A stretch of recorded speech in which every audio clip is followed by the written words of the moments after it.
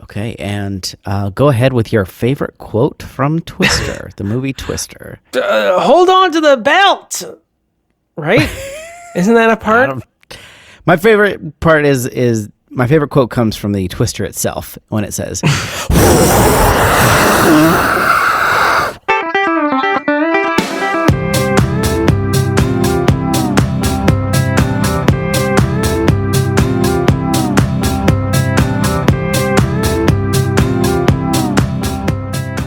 I think I saw that on the AFI Top 100 Quotes list. yeah. And it was attributed to F5 Twister. Right. Act 3. Yeah. Welcome to Your Inner Child's an Idiot, the podcast where we look back on things from our childhood and see if they were any good. My name is DJ. And my name is Damon. Hello, crowd. I assume, DJ, we have a live crowd. I assume they're at your house because they're not at my house. And this is, of course, everyone's over here. All of my friends, we're hanging out. It is the 150th episode spectacular. Pew, pew. Sesquicentennial. Is that correct? It's the sesquipedalian celebration. Centennial. We are so excited to have made it this far. We don't release a lot of episodes, so it took a while. Sorry about that. We plan to do nothing about it in the future. You know, I think the real people we have to thank is just not our Patreons, of course, not them, right, but just the massive amount of free time that you and I have to just keep putting a podcast that that fives of people enjoy. Yeah. Well, first of all, thank you to me for putting the work in and making friends with someone who is funny. So I feel like I get most of the credit for that. Yeah, because I'd also like to. I don't want me to fall through the cracks, though. Okay. Yeah, sure. I think that's also important. That I am also on the podcast is also an integral ingredient that I am here. I want you providing the vision of a white man finally for this podcast. Finally, when are the white men going to get to speak? I will also say, I mean, you're probably thinking they put a lot of effort into this podcast, but the truth is, we really just turned the mics on. This is exactly the same shit that we would be doing. So once again, can we get a round of applause for us, for you and me? Okay, thanks everyone. I assume you're clapping. Thank you, crowd at DJ's house. We're talking about Twister today, 1996's Bill Paxton's, Helen Hunt's, Tyler Philip Perry's, Huntsman, Philip Seymour Hoffman, John Huntsman's, Twister. John Huntsman, his failed presidential campaign's Twister. You know what I like about this movie? I'm just going to say this just from memory, just from the depths of my memories. Stuff gets toe up real good. There's a lot of stuff going kablowy. There's a few kablooies. I wouldn't also deny that fact. I think history has shown that there are a few kablooies along with the kablowies. You got the winds. You got the, you've got pipes coming out of the ground that need to be tied cows. down. You got the cow. You got cows, featured way too much in the advertising, but you do have cows. They were very proud of them. You got water spouts. You learn about different types of twisters you never even knew existed. You got F1s through your F5s. You got your water spouts. You got your dust devils. You got your... actually, that's all the ones I can name. You got the most terrifying twister of all, Carrie Elwes. Oh, yeah. He can twist himself into various different character proportions. We're actually just reviewing the game Twister, but we're doing so remotely, which is even weirder than you would think. It's less sexually charged, I'll tell you that, because it's just me on a mat. Because you're just like left-hand green. You're like, yeah, that's fine. Here we go. It's not really as bad as people make it out to be, if I'm being honest. I think we can only talk about this movie now because it's been over a year since the tornado came through Nashville. It's a really scary situation that kicked off the second quarter of 2020, which really, for almost all of us, was just the beginning of a great season of life. One of my best years. So I love a tornado, and I love a pandemic. 2 in the same year. Someone up there likes me. Sign me up. I also like the idea that we were holding off on this one. We really had this one locked and loaded, but the weather thing. We were trying to be sensitive, which we're known for. We usually plan these things about a year ahead, so it does make sense that we would have been thinking about Twister back in 2020. Well, did you? Because like a tornado is like a very like the town I grew up in Ohio, like had in the 70s had like a huge tornado came through and destroyed parts of the town then too. So it was like a big part of the sort of just general Midwestern psyche growing up that like there was always the possibility, because there was like, you know, hundreds of tornado warnings after that. And of course, nothing really ever really kind of touched down near us in the same way as that did in the 70s until living down here last year. And so it's weird to like have experienced that growing up and then see this movie where they kind of like it made me sort of less scared of tornadoes, because tornadoes are always interesting just as a phenomenon. But then watching this movie, you kind of learn, I don't know, I never really got into storm chasing or whatever. So watching this movie was like the closest I got to be like, oh, this is actually really interesting. And then plus you've got the very compelling Bill Paxton, who, you know, I mean, I'd watch Read a Phone Book. I don't know about you. I would. No, I wouldn't. I don't care for him. I know he's dead. Peace and blessings be upon him. I don't care for Bill Paxton. I think he's a lousy actor. Lousy. But I wanted to talk more about Beaver Creek, Ohio. Did they eventually unite as a townspeople and go tear down the tornado sirens because they've been proven to be useless because tornadoes never came through again? I like to imagine your town as pretty much Springfield in The Simpsons. Well, this was Xenia. So it was like I grew up in Xenia and then moved one town over to Beaver Creek. But yeah, they sort of would just sort of yell at clouds, just sort of in revenge. So all growing up, no, you just hear, you hear tales. It's a myth. It becomes a legend becomes myth, as Lady Galadriel of Xenia, Ohio, once said. Xenia, thank you for making it sound more majestic than it ever could be.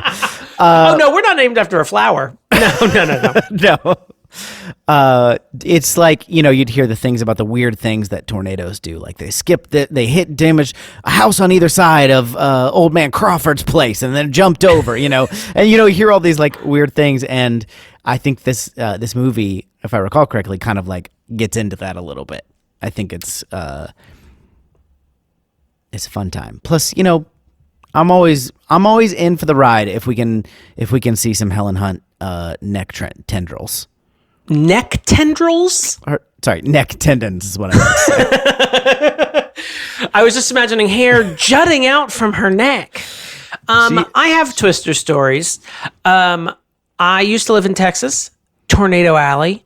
Never saw a tornado there, to my recollection, although I practiced many tornado drills in the hallway of my school, which are the worst of the drills. They're the worst of the drills because you got to get down into that weird position, and they're really strict about holding your head in a certain way. Yeah. Terrible. I could do a fire drill any day of the week. Tornado drills, no thank you. Fire drill, just go outside. Yeah, hell yes. Go where the fire isn't. Consider it done, Mrs. Davila. Then I have been through tornadoes. So once when we were coming home from fishing with Grandpa, we got caught in a tornado while driving. Oh. It was terrifying. I prayed to God to keep us safe. Oh, thank you. And he did. And that's why my faith remains resolute to this day. That guy that was killed in the tornado didn't pray. Guess he sort of brought it on himself in a way. Oof. Anyone who dies in an accident like that, I guess had it coming because they didn't have enough faith. Really starting to dislike this organized religion stuff. So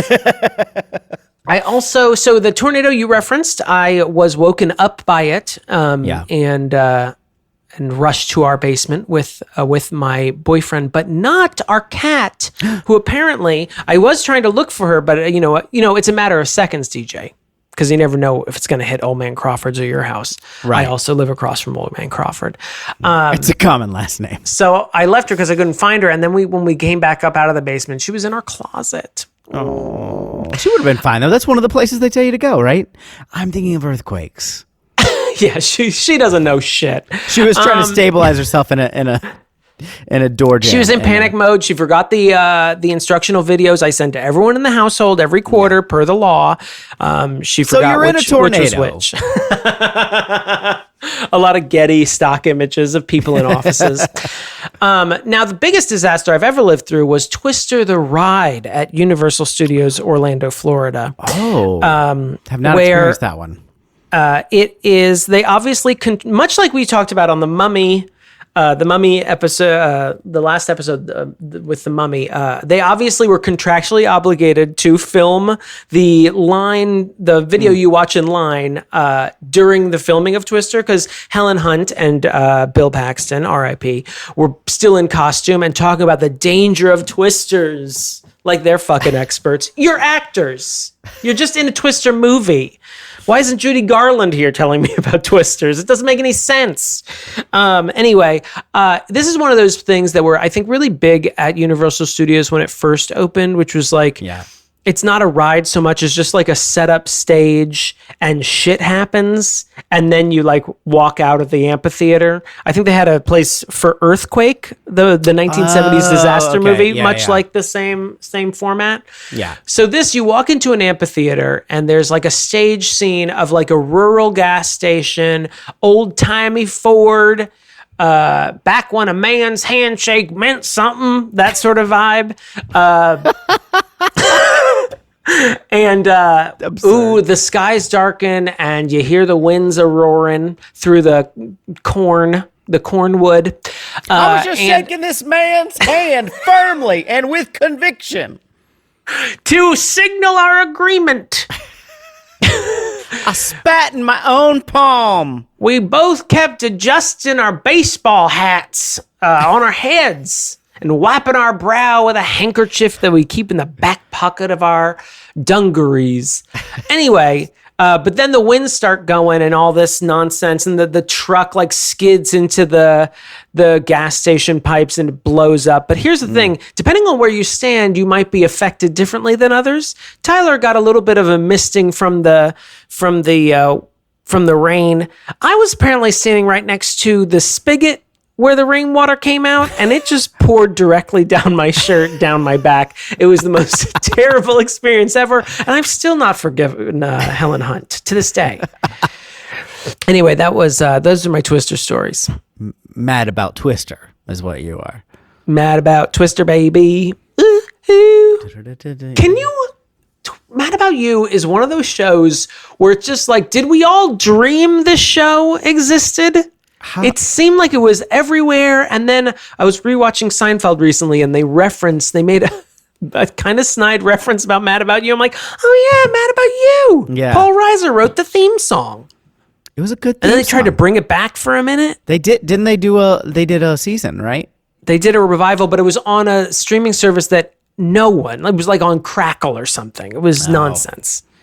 I just remember like they got like didn't they get like divorced at the end? I just remember them just being like this whole series being about their relationship and then it ending with like, I guess we're they might get back together. I don't remember. Mad at You. Yeah. Wow. Really? You see, Mad About You. No, I remember. You see, it doesn't just mean like mad for you, mad about you, mad around you. About the general concept of you. Yeah. I am mad. Yeah. You bring out anger in me. The only thing I remember about that show is they named their daughter Mabel. That's right. But it was a bad name, and everyone on the show also thought it was a bad name. So all the characters, every time they would, this is our daughter Mabel, they'd be like, oh, it's kind of cruel. Anyway, we got psh in this. Philip Seymour Hoffman. Oh yeah, this is the first time I became cognizant of psh. Yeah, I recall him being a fun character in this. Right, he's like sort of some of the plucky side character kind of situation. Yeah, he's some cocky comic relief in this, I think. He's sort of just the sort of a know-it-all, like, yeah. Well, because they got their like twister guy. Because Carrie Elwes' team is like they're like the team in the Mighty Ducks that's like all in black. They like got a really organized approach. They're like the corporate.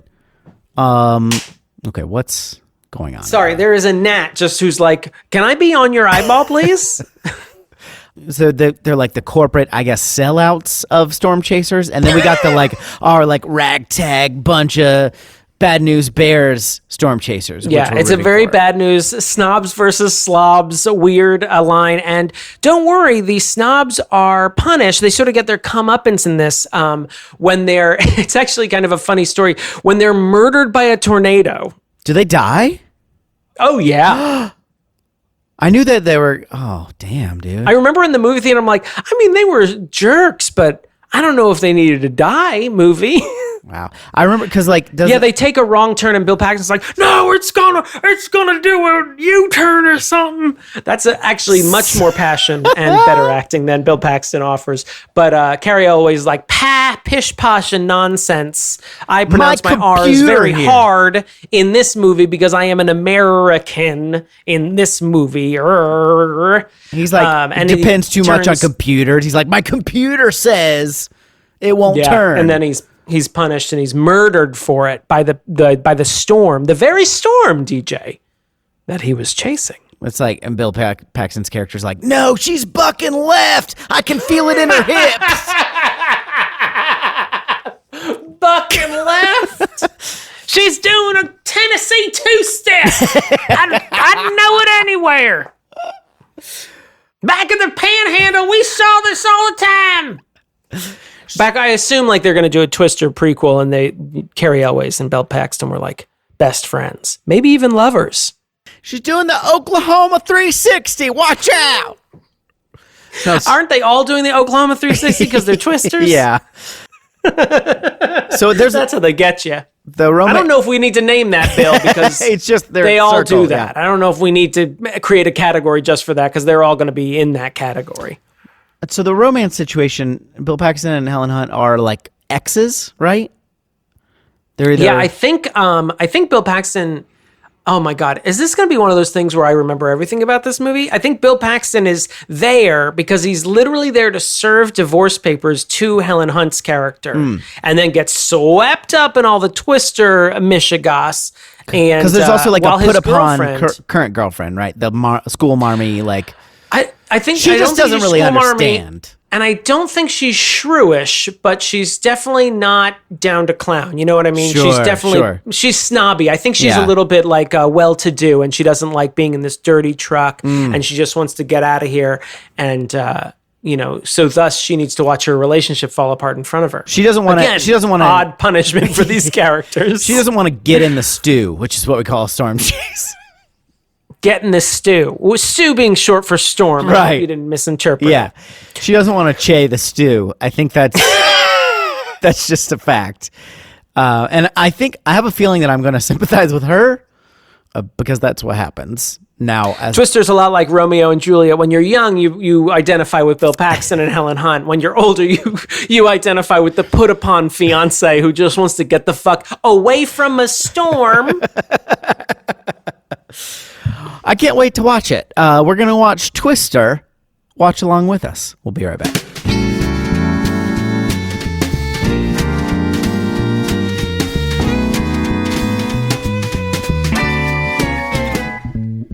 So you tell the people about Patreon, and I'll just pretend to be a whirling dervish in the background that you're having to battle through, okay?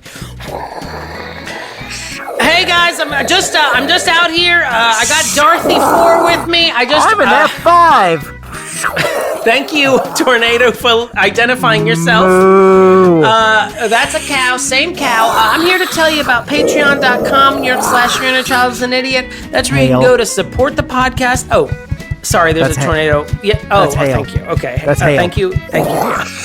I'm just telling you about that. I thought the best place to be was in a tornadic storm where my bones might be crushed by a fell log or like a semi-tractor trailer coming through. What was that? that was like a sharp a piece of wood being jettisoned, like penetrating the barn door that you're seeking shelter in. All right. I gotta say, I don't want to detract from patreon.com/Your-Inner-Child-Identity, but I have to hand it to you, Mr. Tornado, how appreciative I am of being with a tornado that is not only trying to kill me and uproot the lives of millions in Midwestern America, now it's got a machine gun, but also identifying the things it's trying to kill me with. I really kind of appreciate that. You're telling me about the hail. You're telling me about the wind. You're telling about the scythe blades you've taken from a barn and thrown into another barn's thing.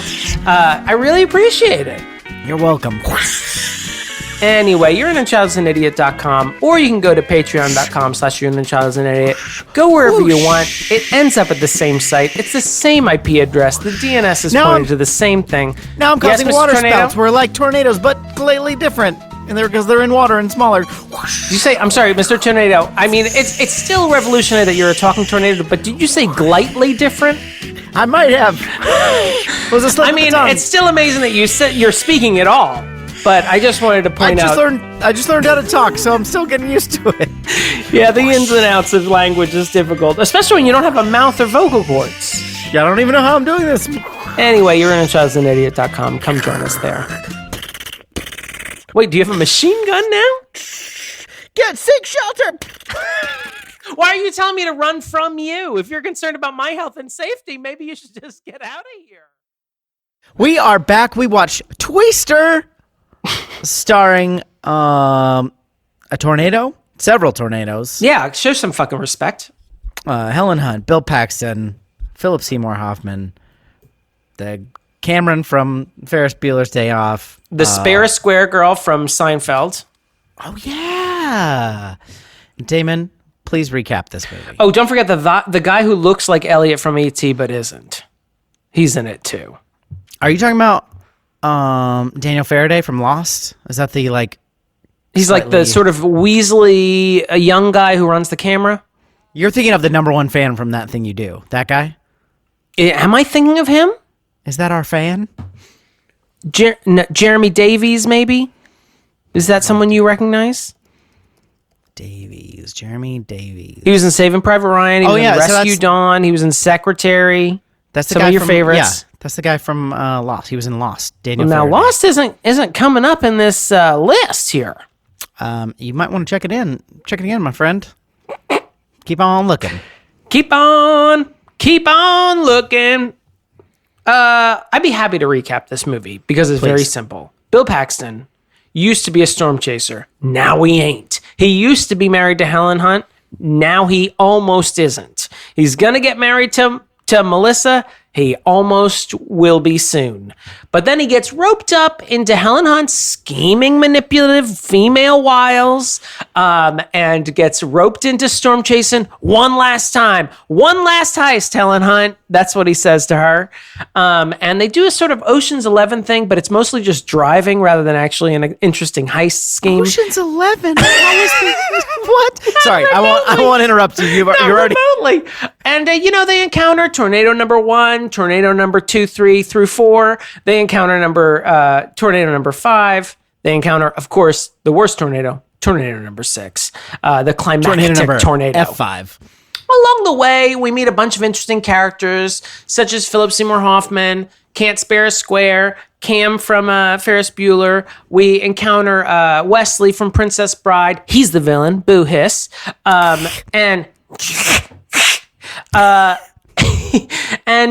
he's in it for the money. All those famous storm chasers, who are all millionaires and billionaires. Jeff Bezos, for example, Bill Gates, Warren Buffett, all started in storm chasing. That's what he's in it for, not the science. Anyway, eventually, he's a night crawler. He's not in it for the science. It's a pretty good Bill Paxton impression, just because he's so bad. Anyway, Helen Hunt and Bill Paxton have invented a thing called Dorothy, which is basically a capsule that will hold tiny sensors that they can release into a tornado that will figure out all the barometric pressures and wind gusts and, I don't know. You're up quarks, you're down quarks. Partly sunnies inside the tornado. But Wesley from Princess Bride, he's also got a competing one. All you got to do is get in the path of tornado. That's the hardest part, though, really. Eventually, Wesley gets killed. They get Dorothy to shoot her little spores into the tornado, and, they figure out tornadoes, and that's why we don't have tornadoes this very day. We've never seen them before. Mom and Dad don't get divorced. And honey, we no longer have shrunk the kids. And that's Twister. That was terrible. But who cares? That was one of your worst. I gotta hand it to you. It was pretty bad.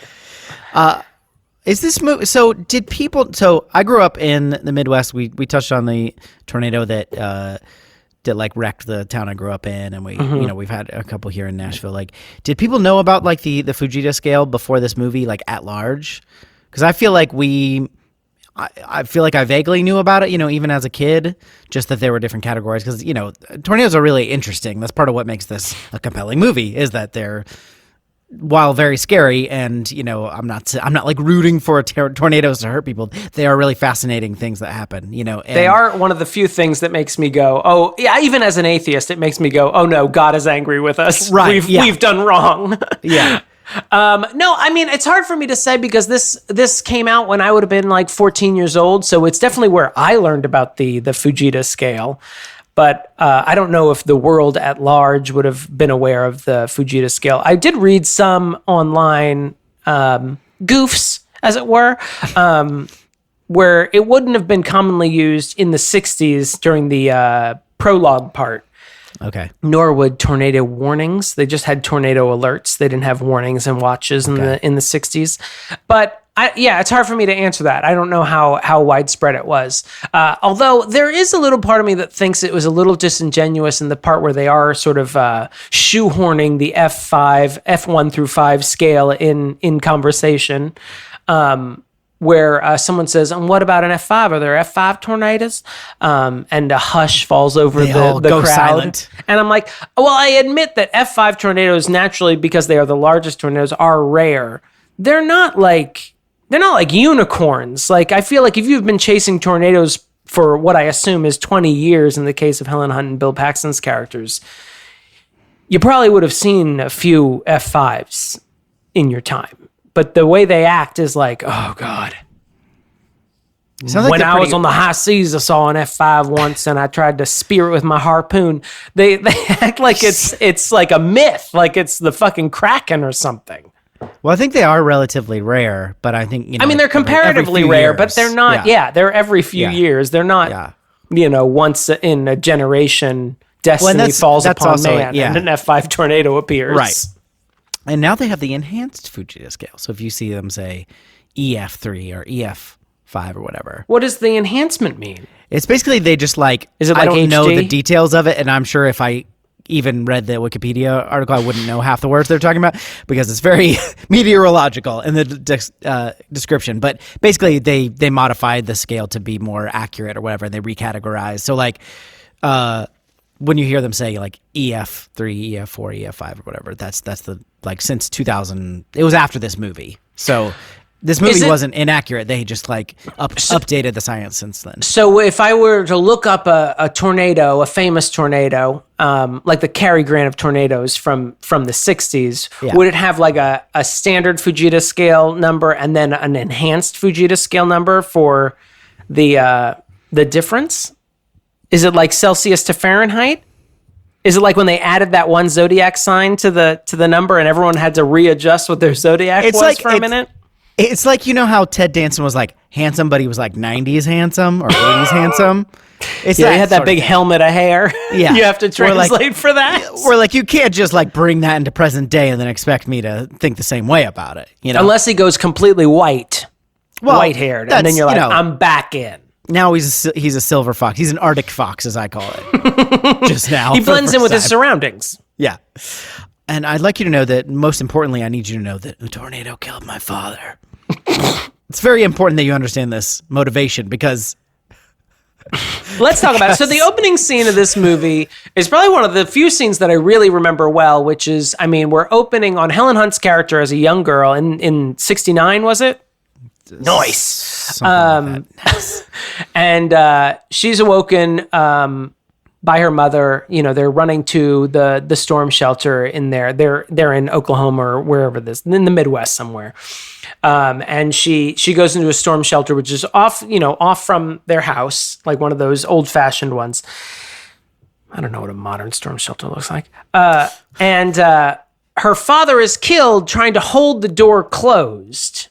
Because the door is pulled off by the tornado, an F5, Fujita 5. And he's pulled into the storm, the cyclone. And that's her sort of motivation for learning about storms. Motivation aside, and I'm not here to victim blame, DJ. I am staunchly against victim blaming. But I think the record is clear on that. Let the record show. But her father goes to hold the door shut because he feels like the lock is giving. So he holds it with his hands, manually holding it. And her mother and her are just sitting in the back end of the shelter where the dad was, where he left to go hold the door. And then he's sucked into the cyclone, and they stay seated there and presumably survive.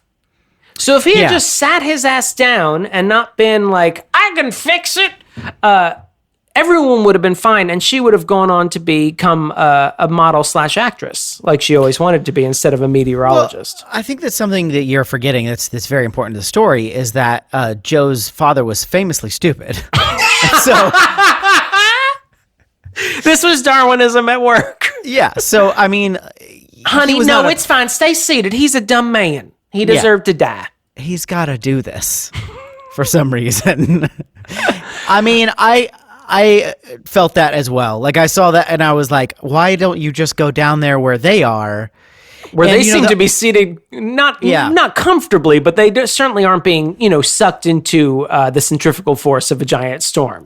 Well, and the argument could be made that the amount of time that he held the door closed helped them not get sucked out. And maybe if it had just blown over, and maybe they would have all been sucked out. We don't really know. But the boards it wasn't even just the lock, but the boards were being ripped off of the door. So even though the door was being held closed, technically the boards were being ripped. You know what, Twister?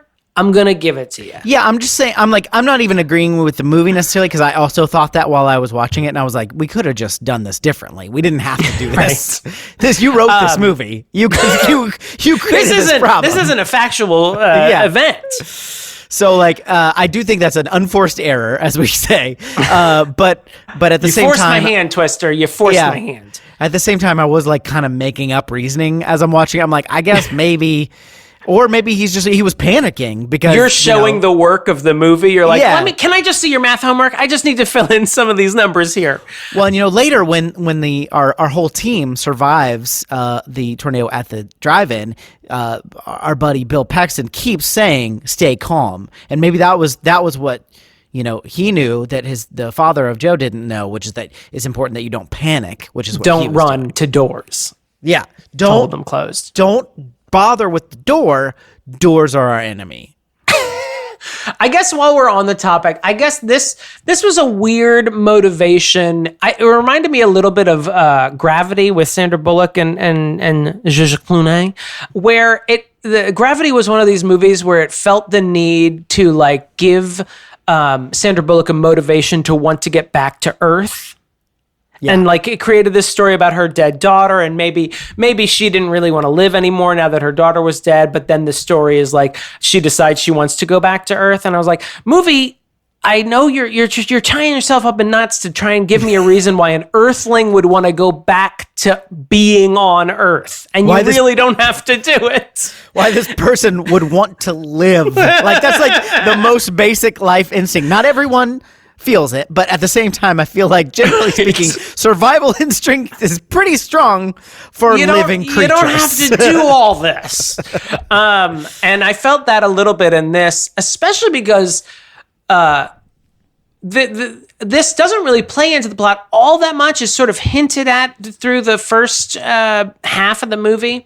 And then we're given a character in Aunt Meg who becomes really the face of a tornado victim in a lot stronger way than Joe's father is. Right. So it seems like the movie's like, did the father shit work? Shit, just throw Aunt Meg into a storm too while we're at it, and have her like devastated by an F5 storm, and maybe that'll be a good motivation anyway. But like Aunt Meg is a lot stronger of a motivation because we have like actually spent time with her in a normal situation, because the storm chasers like go and have lunch with her during a lull period in this storm, during the storm's scheduled hour-long, lunch break that the state gives it. Every good storm is Union. I think we know that. Yeah. You get 15, then 2 hours later you get a lunch, then you get another 15, then you're off. I can't make you work after that, but if you want to stay on and help, we'd really appreciate it, Tornado. Grab a broom. So it's really weird that the movie like creates this story at the beginning and then like almost isn't confident enough in itself, and then creates this character of Aunt Meg that also is like put in harm's way and then survives. That's always the problem with putting like a flashback at the very beginning of the story. Like, I understand the motivation to do it. It's more of like more effective as a reader of a script than a watcher of a movie. I always feel like, because I've like every time that happens, almost every time without fail, and maybe subconsciously I remember it, but I feel like in the course of the telling, I'm like, I don't remember that happening at all until like I really, in this case, I'm trying to pay attention because I know I'm going to talk about it for an hour with you. But like, generally speaking, when I watch movies, I'm like, oh, right, that happened. Like, I don't, unless they reference it constantly, I'm like, because when you first go to the movie, that's the problem with the in media res, like beginning, is you're like, I don't know any of these people. Like, right. I have no concept of like who these people are or why I should care about them. Obviously, you see like that could be random characters, just like showing a person dying in a tornado, and it could have been modern day, and it would have had basically the same effect to me because it's like, oh, you're seeing the power of a tornado. Got it. Cool. These are dangerous fucking things. Just in case you didn't know, being a human being living on Earth. But like, but at the same time, they kind of use it. They use it a little bit, and you're kind of like, oh, right, okay. Well, it's funny that you said it could almost be random characters, because unless you're listening, like the movie almost expects you to sort of do the link up. There's never, a character says Joe in the prologue, and that's about it. There's never an explicit, like, this is happening to Joe in a very like real way, because you don't know who Joe is when that woman screams, right. We don't get the like classic fade from the child's face to Helen Hunt's face. Yeah. I was gonna say the next scene is like you cut to Bill Paxton and his fiance. Yeah. Plus, usually in the type of movie that would have this type of prologue, an origin story, if you will, it would be used in the opposite way. Like, this is the reason that Helen Hunt's character is terrified of tornadoes, but instead Helen Hunt's character pursues tornadoes. So it almost like it's completely like a non-entity. Like, you almost have to like remember when Bill Paxton, in his deft handling of the situation, says, "I'm sorry your dad died, but you got to let him go. I'm sorry your dad died, but you got to move on." But I mean, you're almost like, oh, right, that prologue. Okay, right. I see what you're doing, sorta, Twister. But I don't know, that prologue just seems really clumsy. It definitely seems like the movie was written with it in mind, but it definitely is, it's almost like unnecessary. Yeah, it feels a little tacked on. I don't know if it really was or not, but it feels like it. Like they didn't feel like they had strong enough motivation for this storm chaser.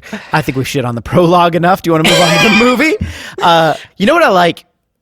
A good jargon scene. And we got... Oh my God, this whole movie is a jargon scene, but go on. No, I mean, I don't even remember like specifically what the jargon is, because I don't know the jargon.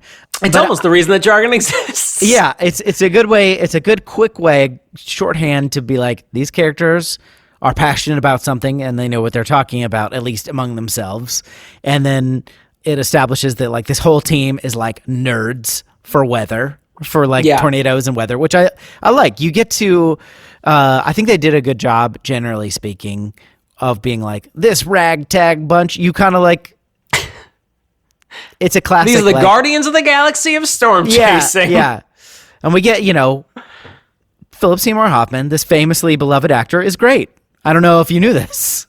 Thank you. I mean, it is kind of, I think this is probably the first time I was aware of Philip Seymour Hoffman. And I honestly think, based on the number of people I know, probably around the 90s and 2000s, are like, hey, that guy from Twister.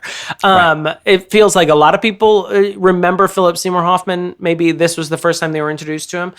But like thinking of him in his like overall oeuvre of like him in this, him in Mission Impossible, him in Doubt, him in Capote. Like was kind of amazing. Yeah. Like he really does embody this sort of like hippy dippy, like kind of overly close talking individual. Creepy, gross. Also, you have to he smells like patchouli and weed. He wants to talk to you at great length about storms and backfilling, probably. Tries to hold Melissa's hand a lot. He's gross. He tries to kiss the driver for Carrie Elways at one point. In a mocking way, sort of like a power dynamic where he's like exhibiting power over that person. So it's not a bad thing. He's just like forcing a kiss on that guy to humiliate him. Do I understand that correctly? No. A power bottom? Consent. Okay. I will be on the other side of the jargon thing. This movie reminded me a little bit of Dante's Peak, where it felt like it was really trying to convince me that it knew shit about tornadoes. So we're going to be throwing terms at you left, right, and center. We kind of talked about this and made fun of it in the intro, but I wrote down different types of tornadoes. We got sidewinders, waterspouts, sisters. We have the flanking line. We got the core. We got back building. We got a jumper. There's a lot of like different words that are thrown out that I picked up in context clues. So I'm not here to toot my own horn. But wow, are you a meteorologist? No, I'm just a man, DJ. Damon, we need you on our team. Come with us. Damon, are you back on the team? No, I just got to get my divorce papers from Philip Seymour Hoffman, or as I call him, Philip P. Moore Hoffman. P. Moore. P. Moore. P. me, P. Moore. We should do more Friday shows. Can we talk about how terrible Bill Paxton is yet? Okay, so let's go ahead and get into it. First of all, God rest his soul. Peace and blessings be upon him. My heart goes out. Thoughts and prayers to his family and friends, of course. May his soul reign forever. Let him sit at the right hand of our Lord and Father, and we'll all sing hosannas to him in the great beyond. But Bill Paxton's terrible in this, and maybe many other things. Let me give him a bunch of like caveats first before we. You came to praise Bill Paxton, not to bury him. Is that what you're trying to tell me? Yes. Listen, we're here to lift him up, his spirit. I know he's I don't know if he's beloved as an actor, but like some of his films are beloved, including this one. He plays, so his character is this like destined for greatness, like he's the Luke Skywalker of tornadoes. Yeah, he's like supposed to be like spiritually attuned to weather. He's just got instincts. He picks up a fistful of dirt and knows which way the tornado's going because why? He's got no instincts. That's what he says about Carrie Elways, which is rude. I mean, you shouldn't say that. He's got no instincts. They didn't do this, but if he was like the Native American token character, it would have worked because they're like he's like got that like, okay, look, I'm not saying that this person isn't tied to nature in a way that many of us aren't, but he doesn't have special powers, right? Like, and it does get borderline that way a couple times. And I don't think that is Bill Paxton's fault. Like that they have filmed two prologues. They famously filmed two prologues to this movie. And one was where Hagrid came into Bill Paxton's house and said, "You're a meteorologist, Bill." And the tornado? The tornado himself. It was actually love. It came in and told him that the tornado was love.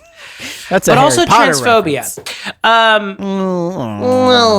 We can't enjoy things anymore. He's absolutely terrible in this.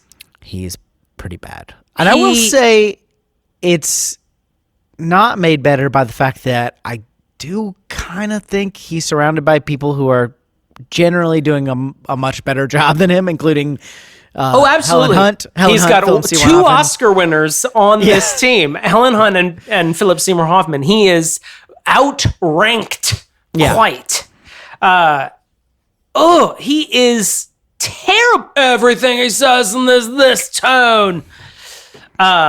It's already here. That was a note. It's already here. I wrote, and I put it even. I even drew a little eye roll emoji there.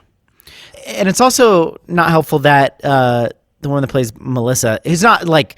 She's not Jamie Gertz. on the same Jamie Gertz. She's not name? on the same level as Helen Hunt or Philip Seymour Hoffman. But her character, that we're supposed to sort of like, I don't think we're supposed to hate her, but she's supposed to be like just kind of in the way of this love story of Helen Hunt and Bill Paxton. Right. This reunion of Helen Hunt and Bill Paxton. But I kept being like, nah, she seems cool. She's a sex therapist. And she's like helping her patients in her off hours, and she is along for the ride, literally and figurative. Like she can tell that her fiance is into this, and she's like, "Oh, this sounds interesting. I'll go along." Totally. And she can tell that like Helen Hunt still has the hots for him, which she does, and she's just like, "Listen, this isn't cool, but I'm here because Bill. His name is Bill, right?" His name is Bill because, much like Tony Danza, Bill Paxton only responds to his own name. Hey, Carl. Okay, we're going to have to change the script. Can you just do you want to do Control F and then Bill and then just change, or find Carl and then just change it to Bill? I'll come over there and, you're on a PC? Okay, let me come over there. I'll do it myself. Yeah, I can't tell if this is just, I don't know why I said I can't tell. This is obviously like residual 90s sexism of just like, she's got a career, she has a phone, she wears nice clothing, she seems understanding and grounded. Fuck this bitch. What is she trying to do to get in between her, Bill Paxton, the sexual charisma of Bill Paxton, God rest his soul, and Helen Hunt? How dare she? Get out of here, Jamie Gertz. She follows the many the 90s tropes of someone who we're not supposed to root for, in that she has a phone that she checks often, unlike people of today. She's working. She has a career. She's ambitious. And she is very clean. You can tell she's very fastidious versus all these hippy dippies around her. So she's a bitch and doesn't deserve Bill Paxton. She's a stick in the mud. Oh, boo! Women are terrible. That was the vibe coming off this movie. Can you it was believe very she much has like a Robin career Williams of and her own? Hook vibe. I could tell the movie wanted me to root against her, but I was clearly like, she seems pretty great, actually. Not to mention, like, when she actually gets involved, there's a scene where Helen Hunt's truck gets sucked up by a cyclone and dropped right in front of Melissa's car. Yeah. And then later, when Melissa is in the car with Bill Paxton and Helen Hunt, and they get trapped by the sisters. She legitimately shows like signs of trauma. Like she is freaked the fucked out. Like not even in a comedic, like play it up way. Like she actually, I'm like, someone should do something. Yeah. And I just felt terrible for her. I'm sure the movie thinks she's a punchline, but I legitimately felt terrible for this woman who did not ask for this. And she even says it at the sisters scene. She's like, whenever you said you were a storm chaser, I thought it was a metaphor. Like she did not understand. And it's, I feel so bad for her. I mean, Jamie Gertz plays it really well, but she doesn't play it as comedically that I think the movie wants her to play it. It makes me just very concerned for her mental well-being. That she is, I wrote traumatized in all capital letters in my notes. I think it doesn't help that like I never really enjoy the like Shatapon character. Like I never really think that's funny. You didn't laugh when the assistant in Jurassic World got eaten by that dinosaur for the crime of watching her boss's kids? Right, and like the all of the Meet the Parents thing, that whole shtick doesn't do it for me. Like, it's not necessarily the performances involved so much as the general conceit that I have a problem with. Just at least like show him like stepping on a bug for no reason, or just give me like some like Parent Trap or like a Sound of Music reason to like root against them. Like, I want to root against the movie. You just got to give me anything. I have a question. I love hating people.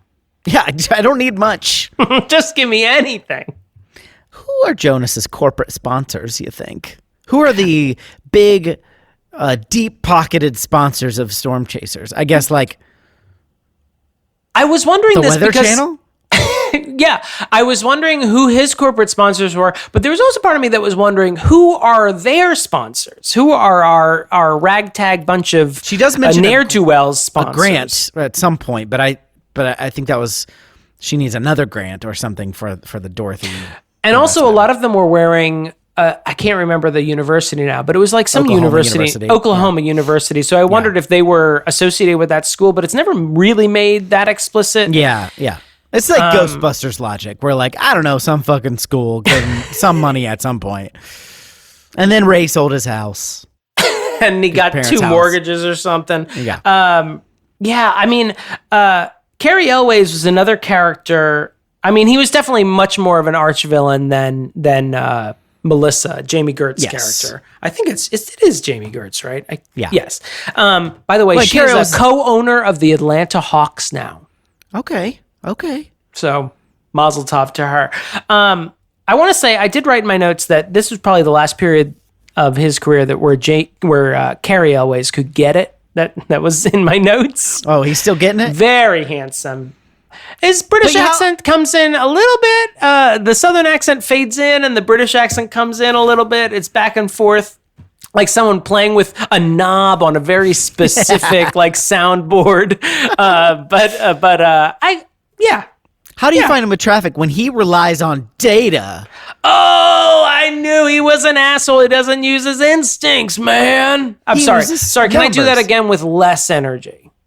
He doesn't care about the science. He just looks at numbers.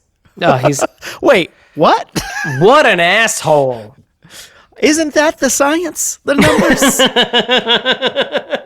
I don't like. He doesn't have this sort of mysticism about tornadoes that he follows. This doesn't really matter. Like, it doesn't really take away from the movie, but it does kind of get confusing the more you think about it, because you're like, okay, this guy's a dick. Can we just say he's a dick and not?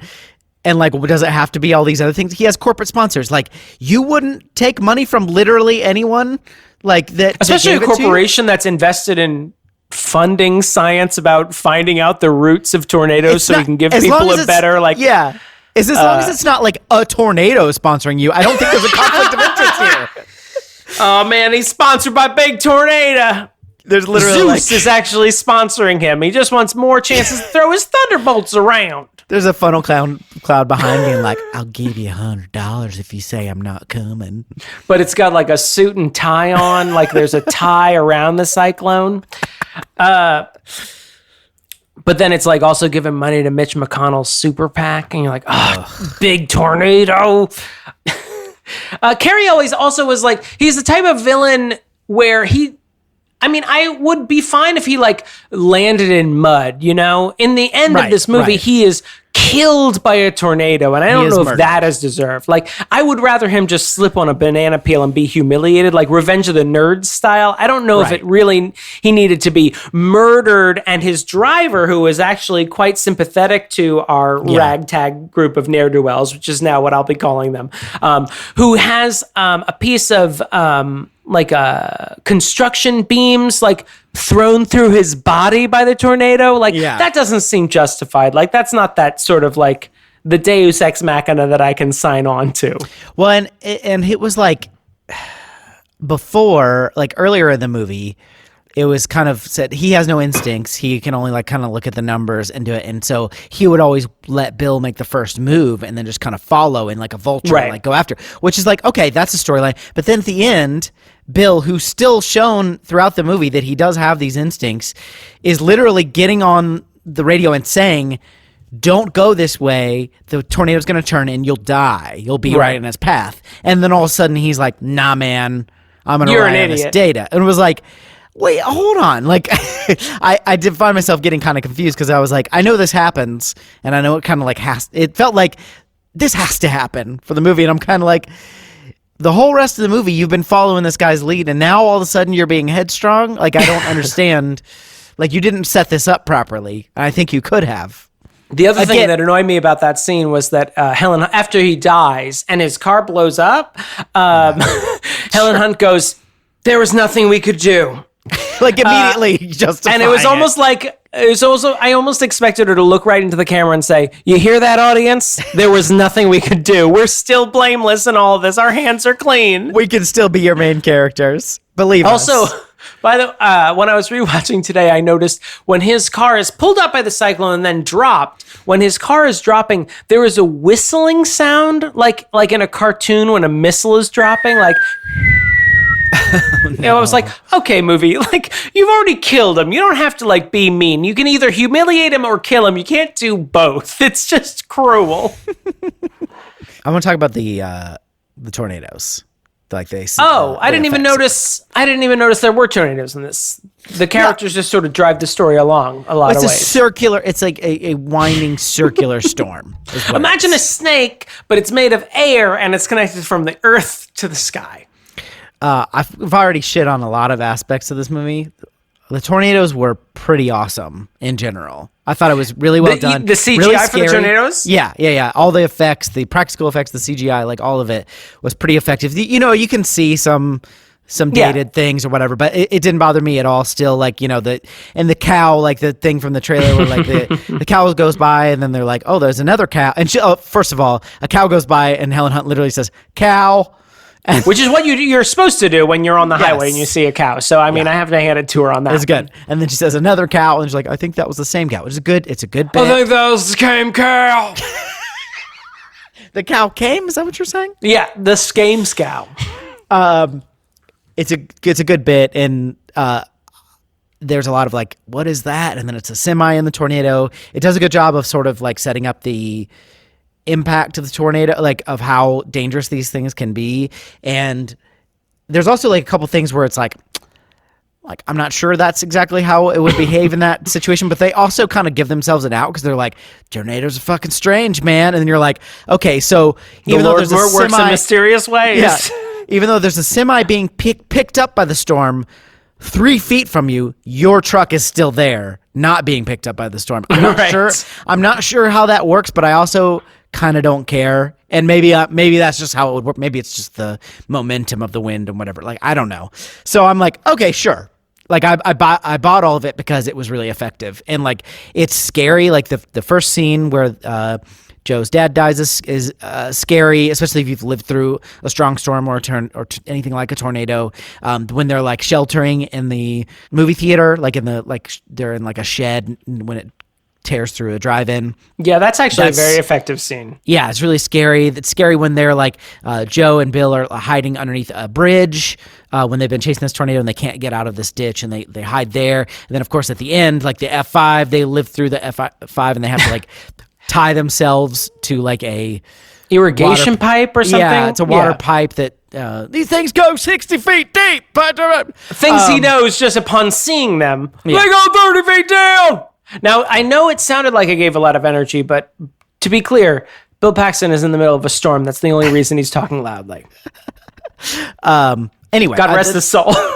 They were really effective. They were really good. No, actually, I will say, I mean, for the most part, even though this is pretty early CGI, these storms really hold up for the most part. There's a few things I think I noticed in one of the early scenes where they're in the car and you're looking out at the window and you're looking at the storm and the tracking doesn't necessarily, the car bounces and the landscape bounces, but the storm stays in place. Right. There's a few things like that. And I think some of the later storms are a little too dark for the environment, but overall the CGI is pretty good. I think because they found something they could actually do in 1996 CGI, which is like, we can do, storm clouds with CGI pretty well. Yeah.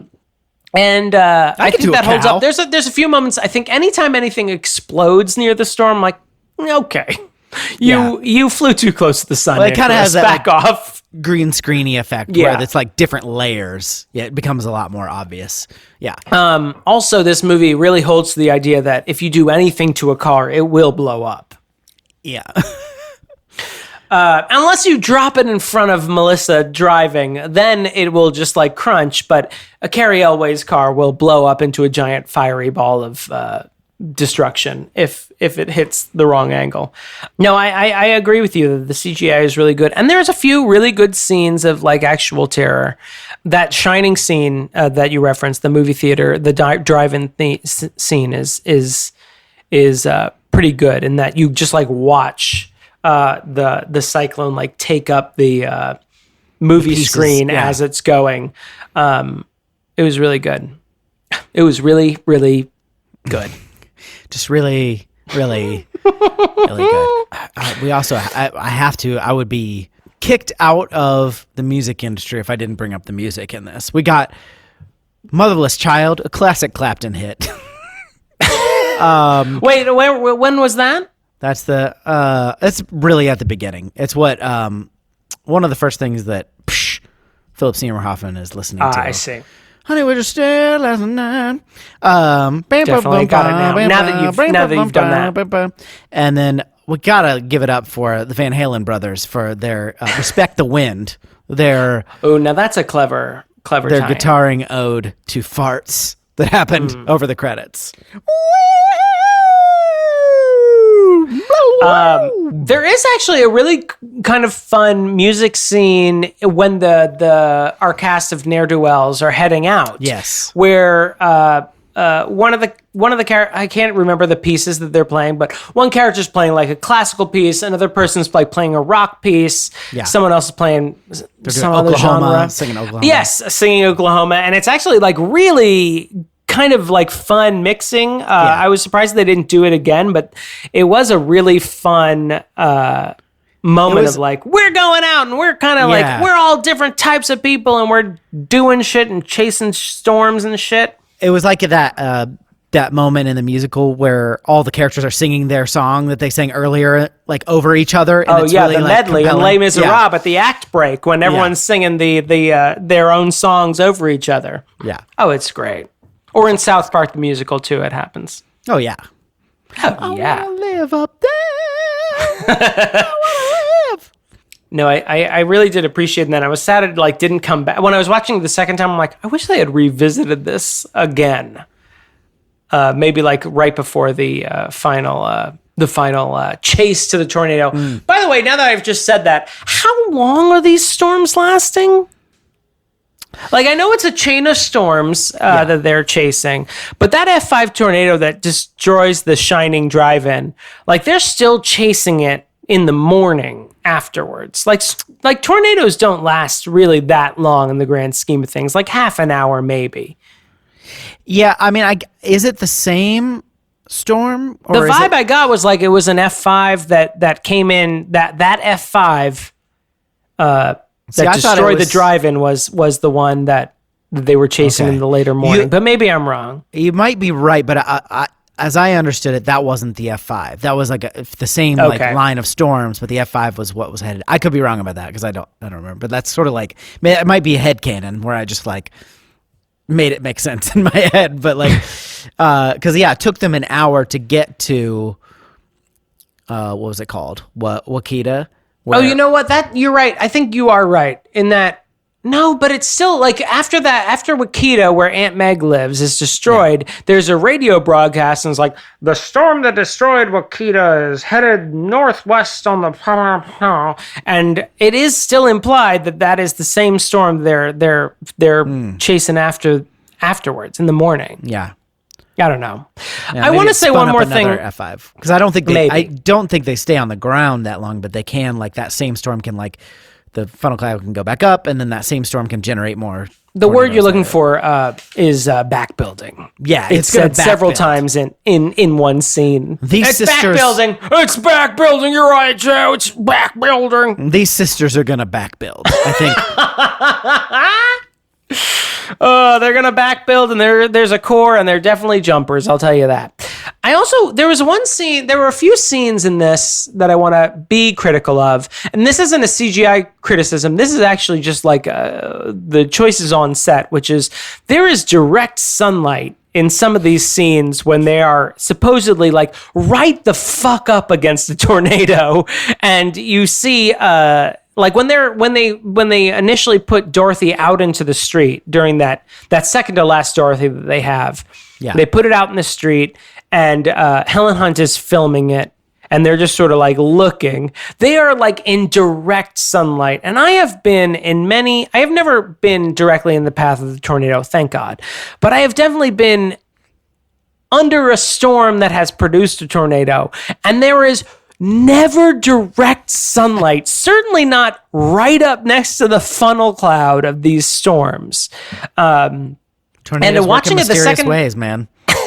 Watching it the second time today, there's even a moment where Bill Paxton and Philip Seymour Hoffman have a moment where like, oh, the skies turn green, where they even recognize like, oh, this is what tornadic activity looks like.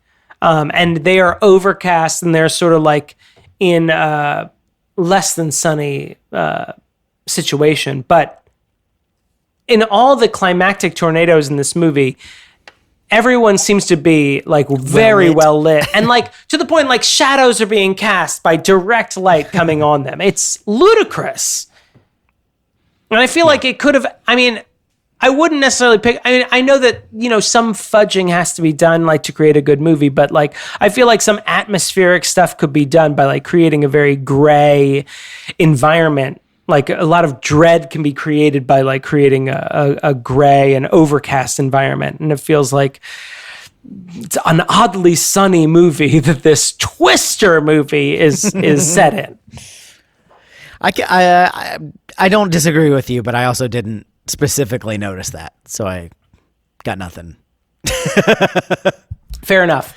I only have one really big thing left to say. After Carrie Elways dies, God rest his soul, the movie gets a little wackier, like all of a sudden. And it almost feels like this was what the coked up movie executive was like, this is the movie I want to make. There's a bunch of tornadoes. People are driving through houses. They go into a barn. It's full of knives. They have to escape, and they tie themselves to belts to an irrigation pipe. That's the movie. Boom. There's your movie. The minute he dies, it's almost like the movie is like a cat on a mantelpiece. It's like, okay, we got the fiance out of the way. We've got the secondary antagonist out of the way.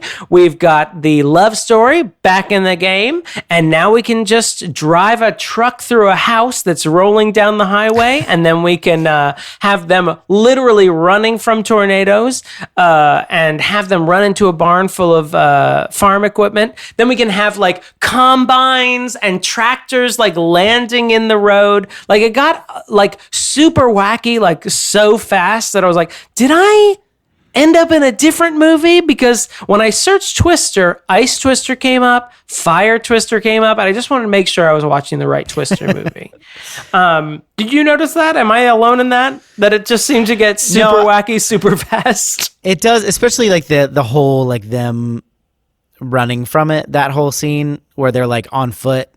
Like I guess the sort of like the tractors and the combines falling on them, that didn't bother me because it was a natural escalation from everything they had seen before, trucks coming at them and stuff.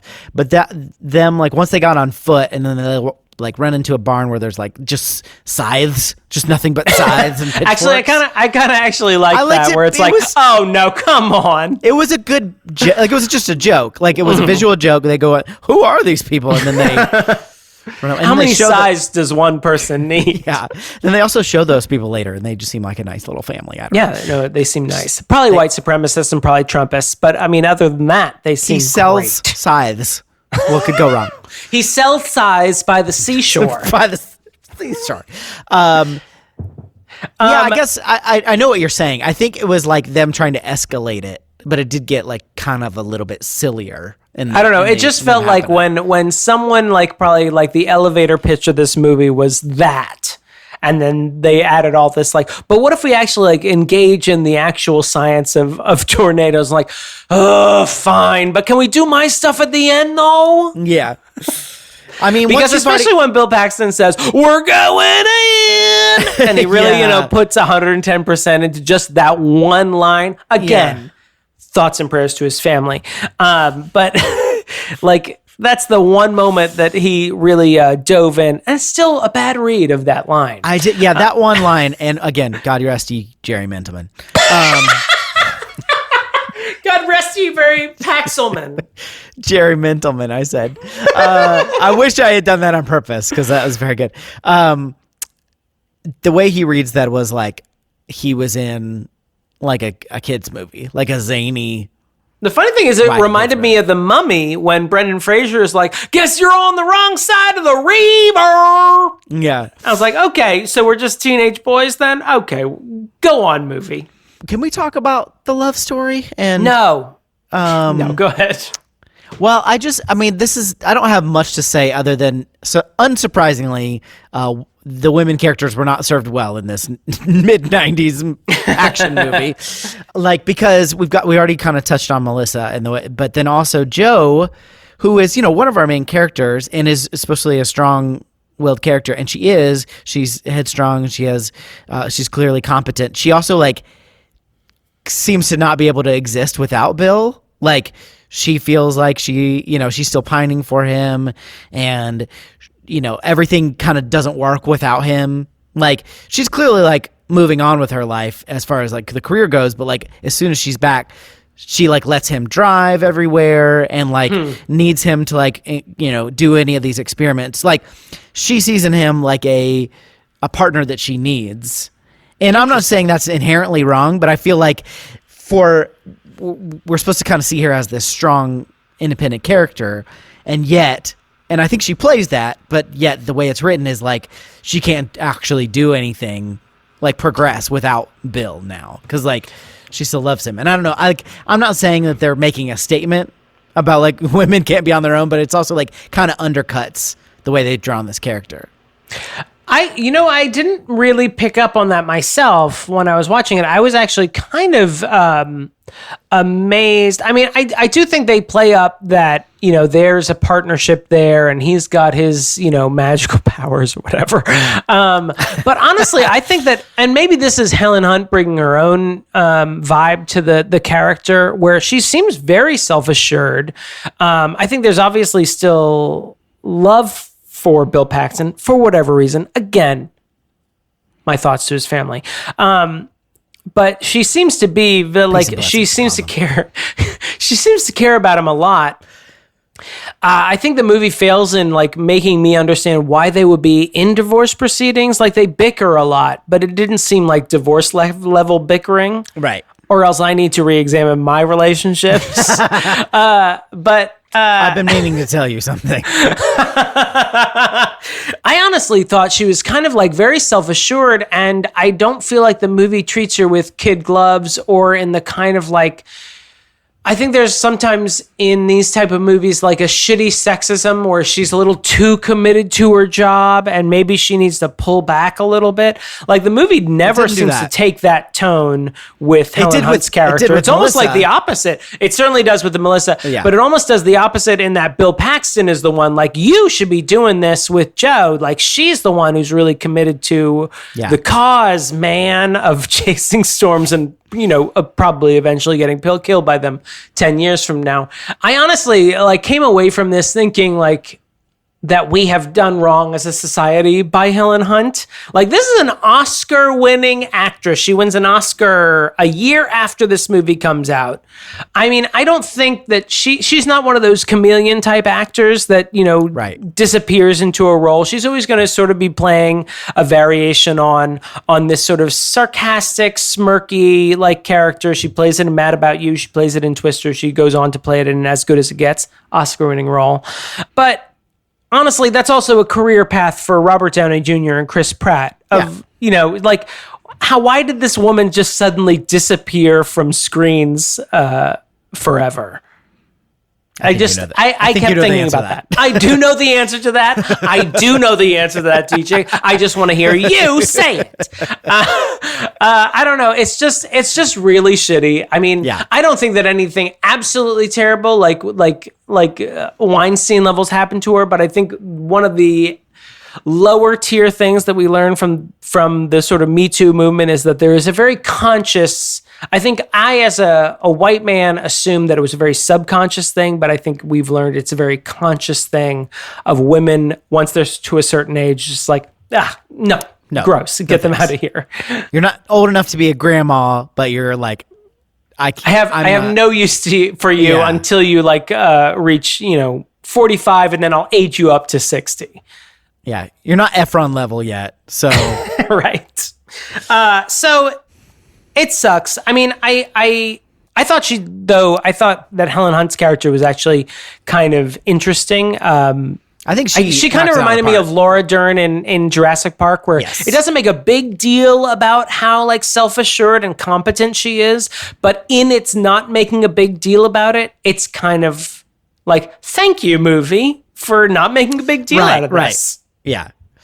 Although, yes, she does get the man in the end, and she shares a big kiss. So, I mean, there is almost a Shakespearean level of finally she settles down with this man. But it almost, I feel, I look at that as Bill Paxton rising to her level rather than the other way around of her lowering herself to him. Yeah. I mean, it's not that it couldn't have been worse, I guess. It's not like the most egregious example of this kind of thing, but it was kind of I just felt it undercut its own characterization of her by being the way they set it up, the way she kind of. Well, I mean, it doesn't help that they set this prologue up that it's all about daddy issues in the beginning. Right, exactly. Shall we go to the verdict? We shall. I think yes.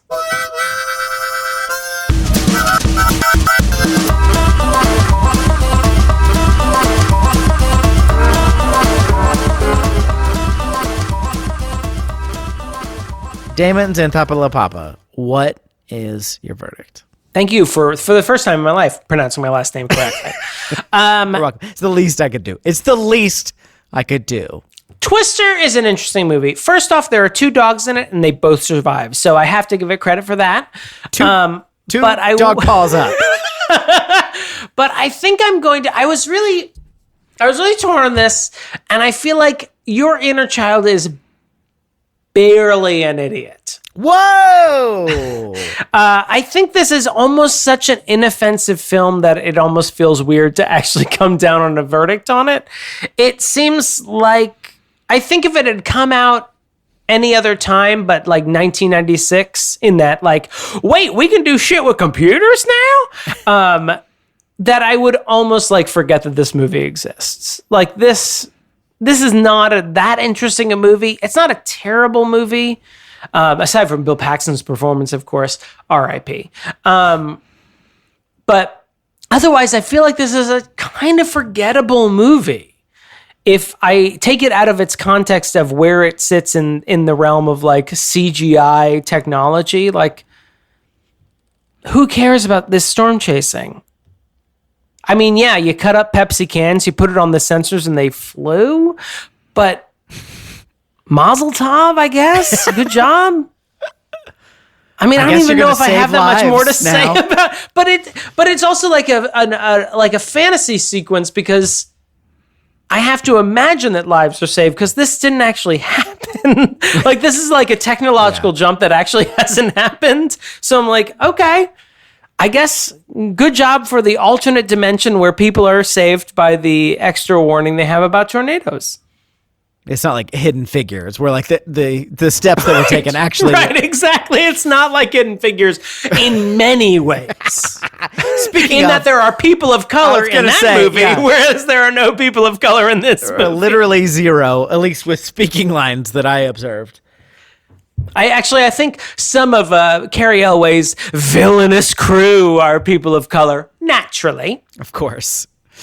A diverse crew that relies upon data. Boo! Boo! Get out of here! I hope you die with a girder. I hope you're murdered by a tornado through no fault of your own. What did you think, DJ? your current self is an idiot because your inner child is not, isn't it? Not Wait, what? Hold on, I have to do the math real quick. If only Carrie Elways was still alive. No, this movie was great. Great. Okay. Listen. I have to go. I have a heart out on this podcast. There was myriad problems, which we just spent nearly an hour talking about. So I'm not going to pretend it's without fault, but there was compelling action. There were characters you care about. There were characters that you were supposed to not care about that you actually do care about, like Melissa. Helen Hunt's great. Philip Seymour Hoffman is gross and misogynistic, but also great. Bill Paxton is a, God rest his soul, very bad actor. A great family man, I assume. Father to his kids. I didn't even look it up. Great husband. I don't know. But terrible actor. Son to an equally bad actor. Is he really? That was the Jeeves guy in the Spider-Man movies. Remember we talked about this? Oh, for fuck's sake. John Paxton. Anyway, finally, white guys whose father were also famous white guys are getting their due. Fuck off. So go ahead, DJ. So he didn't bring it down enough for me though. Like he's enough of a like quote unquote everyman kind of character where it kind of doesn't matter. Like it's not really, he doesn't have to like, they do give, it's not like he doesn't get a lot to do, but they're also like, this isn't Indiana Jones. He's not like carrying the movie with his charisma. It's about the tornadoes. But he could have been. Yeah. Would it have been better if Tom Hanks had been cast in this role? Of course. But like, what movie, there's very few movies where that's not the case. Look, you got to work with what you got. And we got Bill Paxton. And so what are you going to do? Helen Hunt's great. I was like, I knew exactly what happened in this movie, and I was still like kind of freaked out in some of the tornado scenes. Like you're like, it's, especially like if you've been through severe weather, which most of us have in some case or another, like it was pretty realistic for that, at least in a visceral, this is sort of how it feels to be scared. And, like, it's also like, I don't know, it makes me regress a little bit to when you were like a scared little kid and, storms would happen and you have to go crawl into the basement and, all that kind of stuff. Like, I thought it was good. Tornadoes are scary. And I thought that they did a good job of being like, they're also really compelling and interesting. And here are a bunch of nerds that chase them around. And I also think, I don't know if this like spurred like the sort of popularization of storm chasers, but there was like a period in the late 90s, early 2000s where like I feel like that was not that storm chasers are not still around or that they weren't around before that, but that became like more of a thing for a while. And it may have been kind of due to this movie or in part due to this movie. And I think it is like, meteorology is interesting and it's something weather is something we deal with all day, no matter where you live. So it's like hot take alert. So, I mean, it's like, it's one of those things that like, you can't get away from it. And Aunt Meg's great. And somehow Lois Smith, she is good. It made me somehow made steak and eggs look gross. I mean, I like steak and I like eggs, but every time I'm at a Waffle House and I see steak and eggs on the menu, I'm like, what are you, fucking deranged? I'm not going to have these things together. Well, bear in mind the first part of what you said, which is that you're at a Waffle House. So I would recommend that you First stay off, away. I'm already like paying for my sins. Yeah. Listen, you did this to yourself. You got here somehow. Anyway, your inner child is not an idiot, and how dare you is my answer. Well, DJ, after listening to you give an impassioned speech about it, my mind is more resolute than before.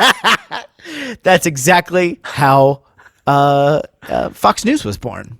What do you think? Not everybody? only are you an idiot, but you are against our country and the good people within it. And I'll tell you, if you're not with Twister, you're against us. That's just a fact. What do you think, everybody? Your inner child is an idiot at gmail.com. Email us. You can text us or leave a voicemail at 615-576-0525. You can become a patron of the show, patreon.com/your inner child is an idiot. I have good news, though, DJ. Yeah.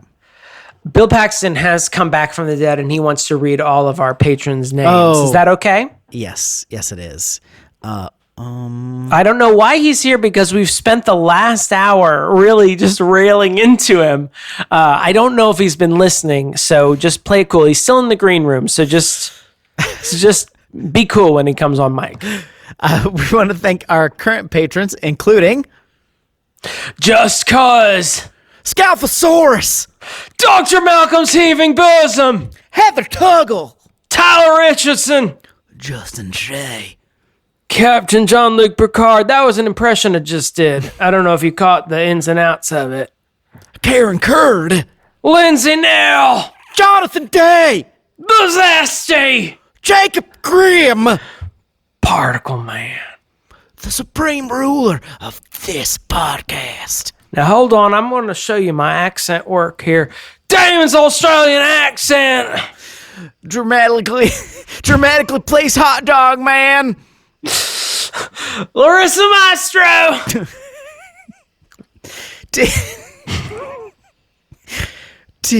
T. Smith. We got sisters. It's Jeremy Powlen. We got Kevin from Cleveland. Oh God, we got a jumper. It's Hizoner the mayor. Dan McIntyre. He's here, man. Just a bad actor, but a good man. I assume. Rest his soul. God rest his soul. I have to, put caution to the wind and just assume that he was a good person. I hope that this podcast becomes famous enough that when we die, someone just relentlessly rags on us. Attacks us, yeah. Yeah. Thank you all very much. We really appreciate you listening to us butcher the memory of Bill Paxton and in a way that really honors him. If I was his widow and children, I'd be like, wow, they really got my father, the man who raised me and the man who married me. They really treated him with honor and respect. Wait, you married your father? Is that in this scenario? What are we talking about? Hey, while I'm talking about shit, my band is releasing new music, theit.city, if you want to check that out. Thank you very much for listening to the show. While Damon talks us out with some meteorology jargon, I'm going to make tornado sounds. So, oh, yeah, good. Well, the thing about tornadoes is that you never know. You haven't been there. You haven't seen it. Come for this house and come for that house and that's skip your jargon? that house. That's your jargon? I don't know. You know what? You're absolutely right. And what I meant to say was low front, high front. You've probably got a hook cloud. Looks like tornadic activity coming around here.